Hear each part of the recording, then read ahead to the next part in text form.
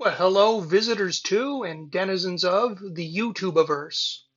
I'm John, your hermit in the woods, trying to be self-sufficient. And in this video today, I wanted to talk about what it is I do to get fresh greens, fresh vegetables during the winter. So a quick little bit of background here. The closest grocery store, which has a vegetable section, is 80 kilometers away from me, 50 miles if you prefer that way of measuring it. And so I try to avoid driving out unless I have to, once a month. Summertime, roads are good, maybe once every 2 to 3 weeks. Um, so what do I do to get fresh greens? Well, in summer it's easy. I have a garden, I have a greenhouse, but what do I do during the winter? It's cold. Last week was minus 30 Celsius. There's a foot and a half of snow out there. And I have a very small place here, but I would like to have fresh greens every day. And the answer is sprouts. Okay, sprouts have been around for a long time. There are a lot of simple ways to grow them. You don't have to buy any fancy grow chambers or things like that. But what I'm going to talk about today is using a fairly cheap, commercially available multi-tier system. I'll talk about why I use that, what some of the challenges are, because there are a few, and what you can expect to get. So this actually is the system right here. This particular one is made by a company called Kitchen Crop. I'm sure there's others like it. And it's a set of 4 stacked trays, polypropylene plastic, um, which have little drain holes between them and little ridges internally to hold the seeds and to trap a little bit of water. There's 4 growing chambers, there's a water collection chamber, and there's a cover to keep dust and contaminants out. So let's take a look at what I would do to harvest a day's crop.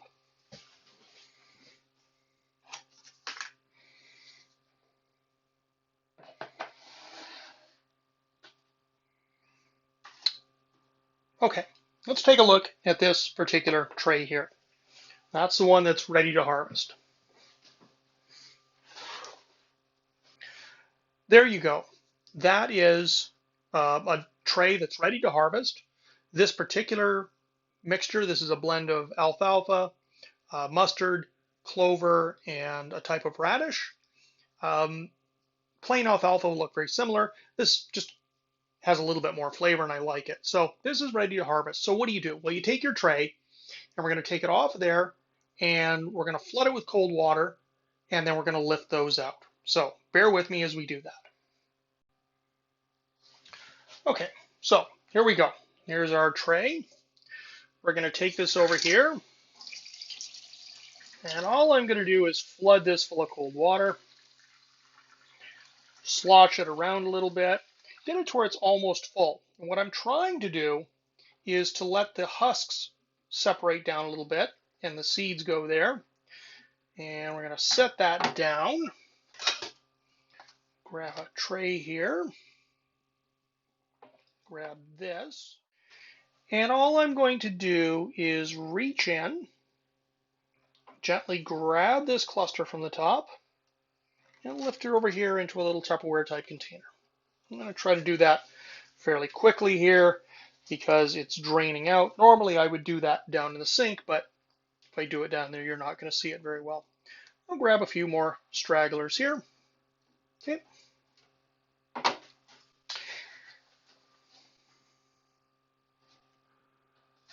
And then what I'm going to do is I want to get rid of the leftover husks and stuff in here without putting too many of them down the sink if I can avoid it. So I'm going to drain it kind of slowly, use my fingers to catch here. I'll get a little bit more sprouts as I do that. Drain it out. And now we're down to pretty much just leftover seed husks, which I can get rid of.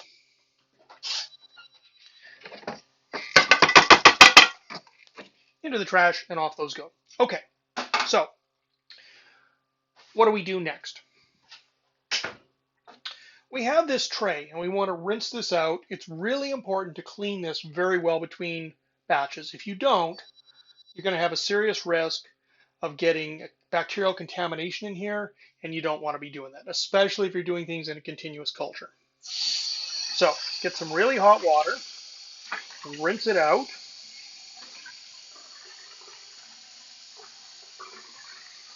It helps if you can get something like a little bristle brush and run that around the inside. That'll help to get stuff out. Run it around the outside. And then what you'll find, there's a dish rag here for a second as well. What you'll find is there are a series of little tiny drain holes around here. And if you grow something with small seeds, they'll jam some of those holes. So, next step in cleaning one of these trays is to get a toothpick.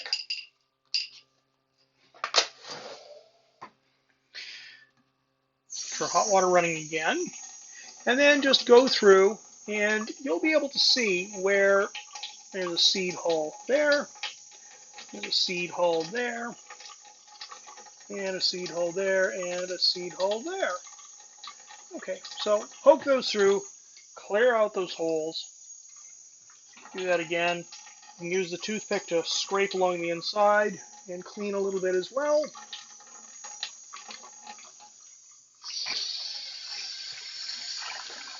Final rinse. And there you go. One good, clean tray. Meanwhile, take your sprouts here, switch back to some cold water. Get those in some cold water. Let them sit in that for a minute. We're going to rinse those off just to help get them ready for storage.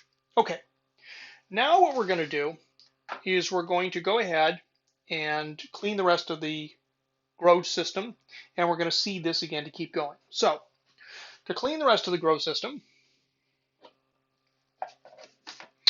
we're going to take the bottom container, which contains liquid, and dump that out. Back to our hot water, rinse that, hot water, bristle brush. There we go.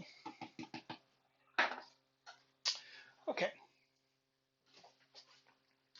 And now let's go back to where the action's going to happen.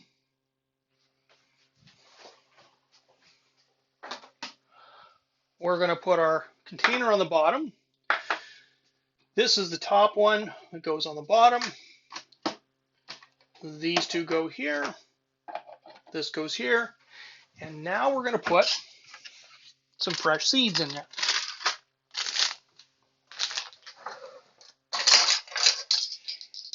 You don't want to put the seeds too densely. It takes a little bit of practice. If you put them too densely, they don't actually grow super well. So for an alfalfa or something like an alfalfa-like mix, this is about a 8-inch diameter container, 20 centimeters. Use about a tablespoon. That's a little bit on the heavy side, but I know from experience that that grows pretty well. So how much is a tablespoon? Well, a tablespoon turns out to be about 10 grams. This is a 1 kilogram bag, so I can get 100 batches of those out of one of these bags. One of these bags, including shipping, costs about $20 Canadian. Okay, so now what I've done is I've taken the topmost container, cycled it onto the bottom. I've taken a container that needed to be harvested. I've harvested it out. I've cleaned it. I've cleaned and emptied the receptacle. And now I have the whole stack put back together. And all I'm going to do is take 2 cups of cool, not necessarily cold, but cool water, and pour them on the top. Okay.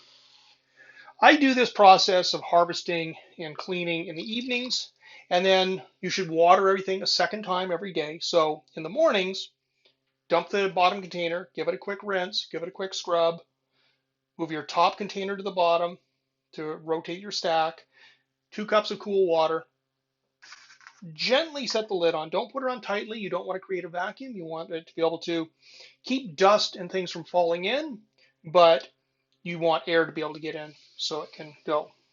And then we're going to put that over there. Okay, let's come back over here now and look at the sprouts we're getting. Here we go. So I'm going to now drain the cold water off of these.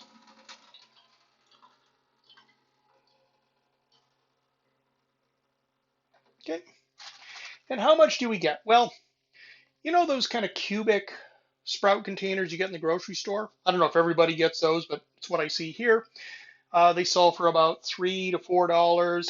You get, on an average day, one tray will get you, I would say, about 85 to 90% of one of those sort of things. Sometimes you get a little bit more, sometimes a little bit less. It also depends on what you're growing. This is a little bit on the low side here, but you basically get about that every day. If you're one person looking to have a salad or something to put in tacos in place of lettuce, this is really good in tacos, in my opinion. Um, it's a fantastic amount. And if you grow things like this takes about 4 days to grow. Because there's 4 tiers in the tray, you can run this in a continuous format. Every day you get one harvest, you get one batch, you seed, reseed one batch, and so day in, day out, you get fresh greens. What I do is I drain these off really well. I usually let them sit at a bit of an angle for a few minutes. And by doing that, prop them up there, they'll drain a bit. Once they've well drained, put a lid on, put them in the fridge. They're good for 3 or 4 days in there. So you're getting a batch every day. If you, for some reason, don't eat a batch one day, it's fine, put it in there. Can you grow different things? Yes, you can. So I mostly grow a mixture, as I mentioned before, of alfalfa, clover, radish, um, something else. Forgetting right now. It's a mixture called Sandwich Booster. It comes from a sprouting seed company in Saskatchewan called Mums, M-U-M-M. Generally like their stuff. And I find it's really good for salads by itself. I mentioned tacos. Um, any place you kind of want to let a substitute, it's quite good. But for a little bit of variety, I also like to grow daikon, radish. It has great big shoots, very radishy, strong flavor to it. But I usually do one container of daikon and about 3 of this at any given time. So when I harvest a daikon, I'll reseed a daikon. And the daikon are so strong tasting that really that one tray lasts. You're going to use a third or a quarter of it in a portion, in a meal of something. So the sort of 3-to-1 ratio works really well.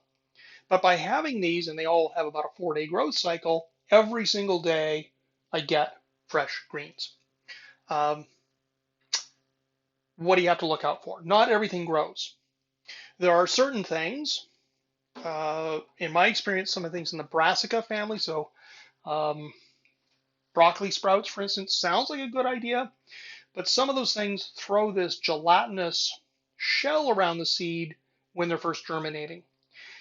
Those or anything like that which blocks the little drain holes, the ones I was clearing with the toothpick, if you block those little drain holes, water pools in your growth chamber over there, and then you get bacterial growth and things go very ugly very fast. If that starts to happen, you'll know the entire liquid will get kind of viscous and it'll have a bad smell. Normally this should have no smell at all or a very faint kind of fresh grass, kind of nice green smell to it. If it starts to go bad, don't wait around. Throw that tray out, throw the contents out, wash the tray really well with hot soap and water. Soaking it in 10% domestic bleach briefly is not a bad idea either, but might be overkill in my experience. Hot soap and water usually does it if you really do a thorough job. You're not going to be able to rescue it, and you want to get it out of the rack before it contaminates everything else in the stack. All told, this process works very well. It uses up almost no space. Let's look again. There we go. There's my table. And let's get the measuring spoons out of the way here. That's a table that really kind of handles 2 people and dinner stuff. And really it's just this little tray over on the side. And with that, I'm able to get all the fresh greens I want, and I'm good for the year. I hope this was of some use to you and gives you some ideas for things you can do yourself at home. And I'll see you the next time around.